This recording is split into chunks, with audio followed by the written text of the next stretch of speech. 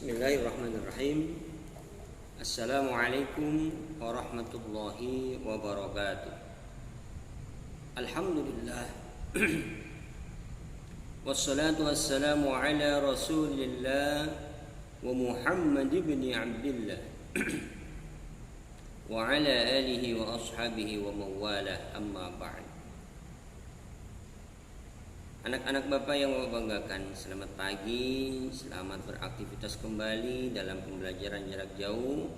Alhamdulillah pada pagi hari ini ketemu lagi dalam pembelajaran PAI, Pendidikan Agama Islam, bersama Bapak. InsyaAllah kita pada minggu ini atau pertemuan kali ini akan melanjutkan pembahasan yang minggu kemarin, yakni peristiwa atau kiamat kubro. Setelah itu kita akan melanjutkan di proses kehidupan di alam akhirat. Anak-anak Bapak yang mau banggakan, setelah peristiwa yang maha dahsyat, yakni berakhirnya alam semesta, semua manusia, semua hewan, semua makhluk Allah Subhanahu wa taala di alam bumi, baik yang zahir maupun yang batin, baik yang nyata maupun yang gaib, semuanya akan meninggal, semuanya akan mati dan mengalami proses kehidupan yang namanya adalah alam akhirat. Yang pertama adalah alam barzah. Alam barzah atau yang kita kenal dengan alam kubur itu merupakan pintu gerbang menuju akhirat atau batas antara alam dunia dan alam akhirat.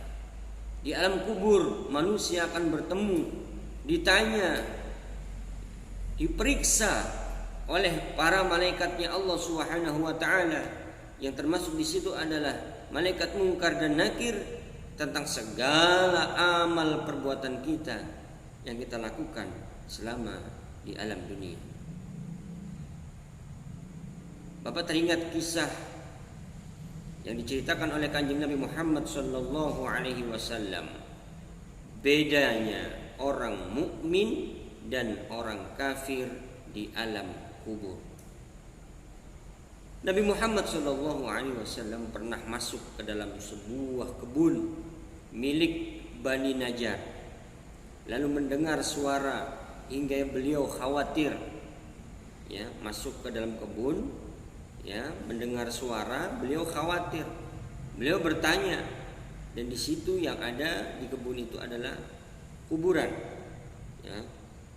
Lalu ditanya, Nabi Muhammad tanya kepada para sahabat, siapa yang dikubur ini, wahai para sahabatku? Lalu para sahabat menjawab, wahai Rasulullah, orang-orang yang mati, ya, pada masa jahiliyah. Jadi yang dikubur di sini adalah orang-orang yang meninggal pada masa jahiliyah. Lalu beliau berkata, berlindunglah kamu kepada Allah dari siksa neraka dan fitnah Dajjal. Anak-anakku sekalian yang Bapak banggakan, para sahabat merasa heran. Lalu mereka bertanya, wahai Rasulullah, memang kenapa? Apa yang terjadi? Apa yang sedang terjadi Rasulullah? Lalu beliau menjawab, seorang mukmin jika diletakkan dalam sebuah kuburnya, ini perbedaannya sudah mulai terlihat, kata Rasulullah. Perbedaan yang pertama adalah ini bila mayitnya ini adalah mukmin, jika diletakkan dalam kubur, ya, di dalam kuburnya, maka seorang malaikat akan datang kepadanya seraya berkata, apa yang kamu sembah? Man rabbuka? Siapa Tuhanmu?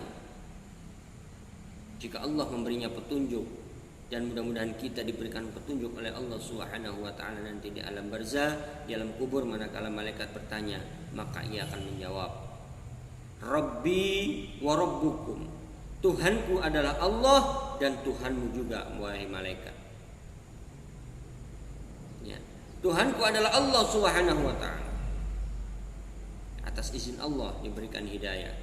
Lalu ditanya kembali, apa yang kamu katakan ini? Tunjukkan bahwasanya pria ini adalah Nabi Muhammad sallallahu alaihi wasallam. Ya. Kalau dalam bahasa Arabnya adalah man nabiyuka. Ya. Siapa nabimu? Lalu dijawab, dia adalah hamba Allah Muhammad Rasulullah sallallahu alaihi wasallam. Ya. Tuh. Jadi dalam pertanyaan kubur itu pasti akan di situ. Ya, ditanyakan man rabbuka, man nabiyuka, man kitabuka, man dinuka. Man kitabuka itu apa kitab kamu? Man dinuka apa agama kamu? Semua akan dijawab oleh kita sebagai seorang mukmin. Mudah-mudahan senantiasa diberikan petunjuk oleh Allah Subhanahu wa taala, kekuatan untuk bisa menjawab pertanyaan dari malaikat Munkar dan Nakir. Lalu orang mukmin tadi dibawa menuju rumah yang disediakan di dalamnya neraka. Ya.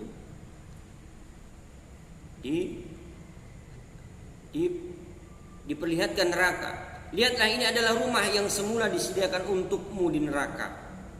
Ya, kata malaikat.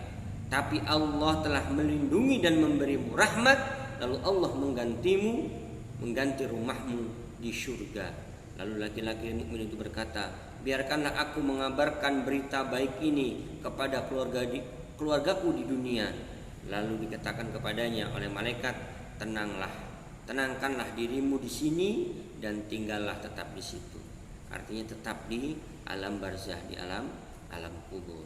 Jadi manusia itu kalau sudah di alam kubur, ya sudah merasakan nikmat, ingin kembali mengabarkan kepada yang meninggal, kepada yang masih hidup, ya keluarganya.